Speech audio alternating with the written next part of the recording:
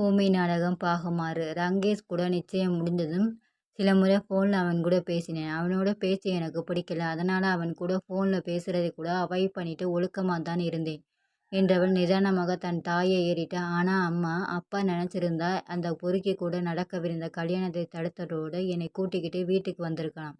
ஆனால் அவரோட சுயமரியாதையை பாதுகாக்க என்னுடைய வாழ்க்கையை பலியாக்கினது எந்த விதத்தில் நியாயம்? என்கிட்ட ஒரு வார்த்தை கூட கேட்கலையே அம்மா.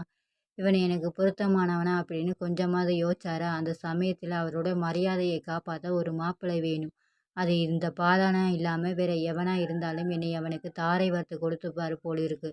அவர் ஒரு அப்பாவா என்னை பற்றி யோசிக்காம சமூகத்தில் ஒரு அந்தஸ்துள்ள மனுஷனா அவரோட மரியாதையை மட்டுமே யோசிச்சாரு. ஆனால் எனக்கு யோசிக்க ஒரு 10 நிமிஷம் கூட அவகாசம் கொடுக்கலையா அம்மா? நான் அவரோட செல்ல மகன்னு நான் இவ்வளவு நாளாக நினச்சேன். ஆனால் இப்போ தான் புரியுது அவருக்கு கௌரவம் தான் முக்கியம்னு. நீயே சொல்லுமா, இந்த பாலா எனக்கு எந்த விதத்தில் பொருத்தமானவன் என தீர்க்கமாக கேட்டாள் சாந்தாவால். அவளுக்கு பதில் சொல்ல முடியவில்லை. மகளின் நேரடி தாக்குதலில் கண்ணீர் தான் பெருகி வழிந்தது. கண்ணீருடனே மகளை நிமிர்ந்து பார்த்து, பாலா ரொம்ப நல்லவன் ராசத்தி, அவன் உன்னை நல்லபடியாக பார்த்துக்குவான் என்று மட்டுமே அவளால் சொல்ல முடிந்தது. அந்த வார்த்தையை கேட்டதும் பல்லவியின் கோபம் இன்னும் அதிகமாக கை புஸ்தியை மடக்கி சீட்டு என்ற மெத்தையில் குத்தியவள், அம்மா அவன் நல்லவனா இருந்தால் மட்டும் போதுமா? என்னோட காலேஜ் வாசலில் இருக்க பிச்சைக்காரனுக்கு நான் தினமும் காசு போடுறேன். அவனும் என்னை எப்போ பார்த்தாலும் நீங்கள் நல்லா இருக்கணும்னு சொல்லுவான். அதுக்காக அவனை நான் கல்யாணம் பண்ணிக்கிட்டா உங்களால் ஏற்றுக்க முடியுமா?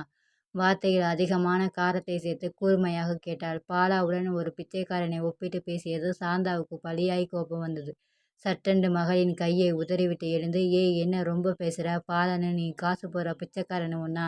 இவன் உன் அத்தை மகன்டி. இவன் அப்பாவால் தான் உன் அப்பா இன்னைக்கு சொத்து பத்தோட பணக்காரராக வாழ்கிறாரு. தனக்கு படிப்பு வரலன்னு தான் வேலைக்கு போய் தன்னோட நண்பன் இன்ஜினியரிங் படிக்க வச்சவரோட மகன்டி இந்த பாலா.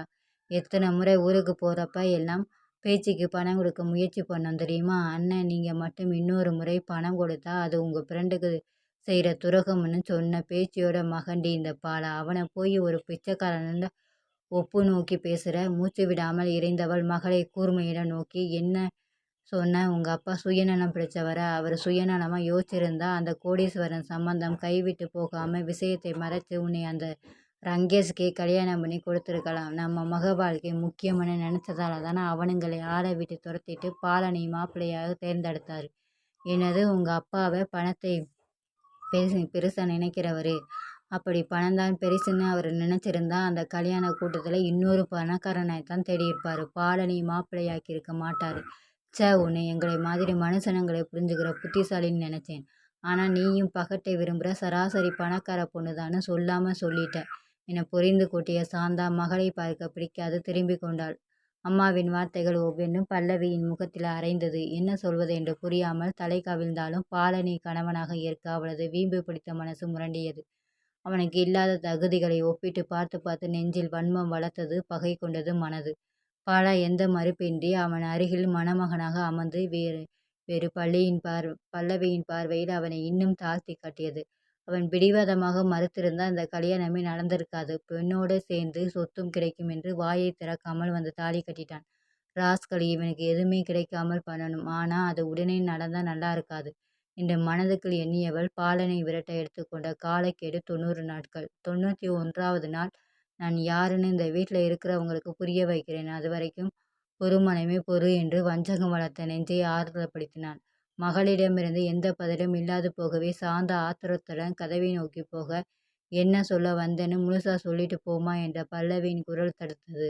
அவளின் குரலில் இருந்த அமைதி சாந்தாவை மறுபடியும் திரும்ப வைத்தது. மகளின் அருகே வந்தவள், பல்லவி, எனக்கு உன் மனசை புரியுதுடா கண்ணா.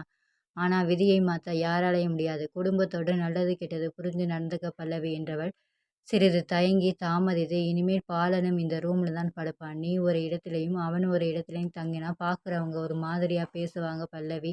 அதான் என்றாள். அம்மாவை தனது துளைக்கும் விழிகளால் நோக்கியவள், அப்படின்னா எனக்கும் அவனுக்கு ஃபர்ஸ்ட் நைட் நடத்த ஏற்பாடு பண்ணுறீங்களா என நேரடியாக கேட்டாள். இந்த நேரடி கேள்வியில் என்ன பதில் சொல்வது என்று புரியாமல் சாந்தா தான் பெரிதும் தடுமாறி போனாள். அதெல்லாம் இல்லடா, அவனும் இந்த ரூமில் தங்கட்டும். காலப்போக்கில் நீங்கள் 2 பேரும் ஒருத்தரை ஒருத்தர் புரிஞ்சுக்கிட்டு உங்களுக்குள்ள நடக்க வேண்டிய நடக்கும். இன்னைக்கு நாங்கள் எதுவுமே ஏற்பாடு பண்ணல பல்லவி ஒரு வழியாக சொல்லி முடித்தாள். கட்டிலிலிருந்து ஒரு துள்ளலுடன் கீழே இறங்கிய பல்லவி கையில் இருந்த புத்தகத்தை புக் செல்ஃபில் வைத்துவிட்டு வேறு புத்தகத்தை தேடியபடி அவ்வளோதானே விஷயம். இதை நீ வந்தவுடனே சொல்லியிருக்கலாமேம்மா. தாராளமா வந்து தங்கட்டும். பின்ன புருஷனாச்சே ஒரே ரூம்ல தங்கித்தானே ஆகணும் என்றவர், ஒரு புத்தகத்தை கையில் எடுத்துக்கொண்டு பட்டென்று திரும்பி தாவிய கூர்மையாக பார்த்தார். ஆனா இந்த ரூமுக்குள்ள அவனுக்கும் எனக்கும் நடுவுல என்ன நடக்குதுன்னு யாரும் புலன் விசாரணை பண்ணாத வரைக்கும் எல்லாமே ஓகே என்று கூறிவிட்டு அருகில் இருந்த பால்கனியின் கதவை திறந்து கொண்டு வெளியே போனாள்.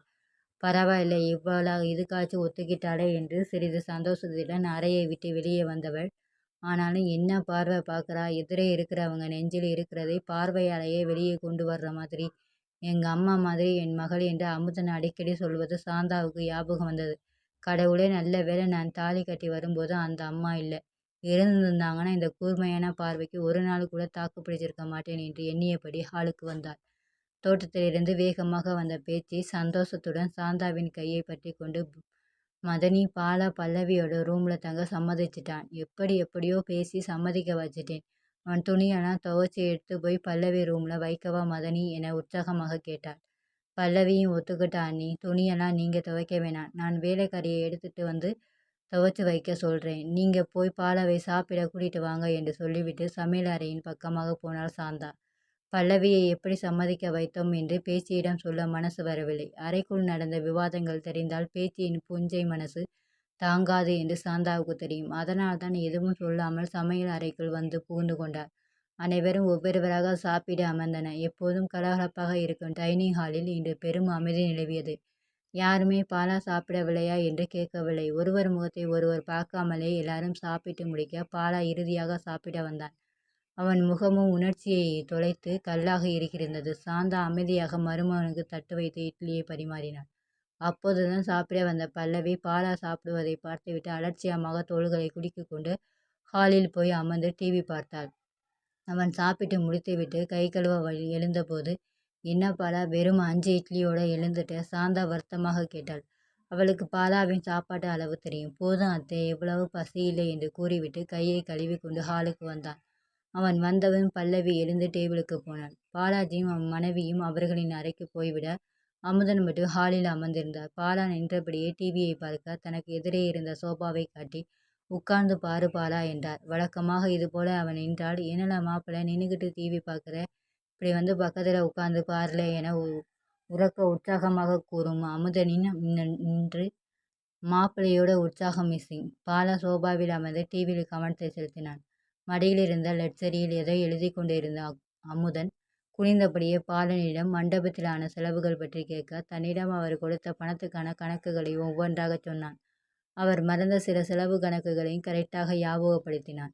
கொஞ்சம் கொஞ்சமாக இருவருக்கும் இடையே சூழ்நிலை இயல்பானது. தட்டில் இருந்த 2 இட்லியை 10 நிமிடங்களாக சாப்பிட்டு முடித்த பல்லவியிடம், பல்லவி கண்ணு, 4 பேருக்கு எதிரில் பாலனை அவன் இவன்னு பேசாதம்மா, அப்புறம் தாயோட வளர்ப்பு சரியில்லைன்னு என்னையத்தான் ஏசுவாங்க. சும்மா பாலான்னு பேர் சொல்லியே கூப்பிடு பல்லவி என்று நைஸாக பேசி இறுதியாக கெஞ்சினாள் சாந்தா. பல்லவி சரி என்றும் சொல்லவில்லை, முடியாது என்றும் சொல்லவில்லை. அமைதியாக கை கழுவிட்டு மாடிக்கு போனாள். தொடரும். உங்களுக்கு இந்த வீடியோ பிடிச்சிருந்தா லைக் பண்ணுங்க, ஷேர் பண்ணுங்க, சப்ஸ்கிரைப் பண்ணுங்க. தேங்க்ஸ் ஃபார் வாட்சிங்.